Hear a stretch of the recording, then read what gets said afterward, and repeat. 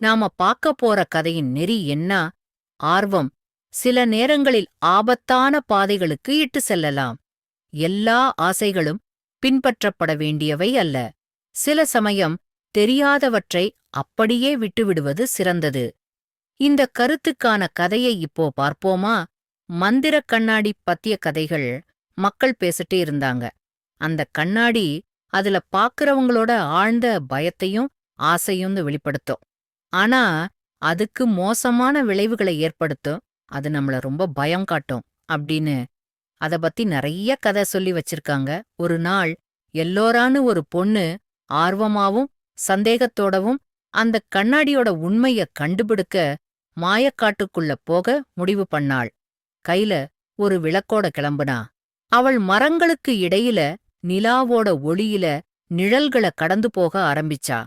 கொஞ்ச தூரம் காட்டுக்குள்ள போய்கிட்டே இருந்தப்ப பழங்கால ஒரு குடிசைய பார்த்தாள். அதோட சுவர்கள் கொடிகளால் மூடியிருந்தது. ஜன்னல்கள் உடைஞ்ச நிலைமையில இருந்தது. கதவ தள்ளிட்டு உள்ள போக ஆரம்பிச்சாள். அங்க ஒரு தூசியான போர்வையால் மூடி ஒரு மந்திரக் கண்ணாடி இருந்தது. ஆழ்ந்த மூச்செடுத்து எலோரா கண்ணாடிய பார்த்தாள். முதல்ல அவளோட பிம்பம்தான் பிரதிபலிச்சுது. அதுக்கப்புறம் அந்த கண்ணாடி முழுக்க ஒரு நீர்பரப்பா தெரிஞ்சுது. அதுக்கப்புறம் அவளோட ஆசைகள் எல்லாம் பிரதிபலிச்சுது. செல்வம், காதல், அதிகாரம்னு எல்லாம் அந்த கண்ணாடில தெரிஞ்சது.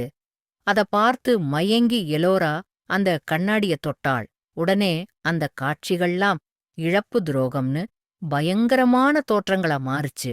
அவள் அத பார்த்து பயந்து திரும்பி போக ஆரம்பிச்சா. ஆனால் அந்த பிம்பம் அவள் போக விடாம அந்த பயங்கள் எல்லாம் பெரிதாக உணர்ந்தாள். அதெல்லாம் உண்மையான உருவமா மாறுச்சு. உண்மை மற்றும் மாயையோட வேறுபாட்ட உணர்ந்தாள் எல்லோரா. எல்லா பயத்தையும் போக்கி அந்த கண்ணாடி மாயையில இருந்து விலகி வெளிய வந்தாள். அவ கையில வச்சிருந்த விளக்க வச்சு அந்த கண்ணாடிய உடைச்சா. அந்த கண்ணாடி சிதறி அதிலிருந்து ஒரு குரல் வந்தது. அது காடு முழுக்க எதிரொலிச்சுது. அந்த இடம் முழுக்க ஒரு இருண்ட உலகம் விலகுன மாதிரி அவள் உணர்ந்தாள். உடனே குடிசையை விட்டு ஓடுனாள்.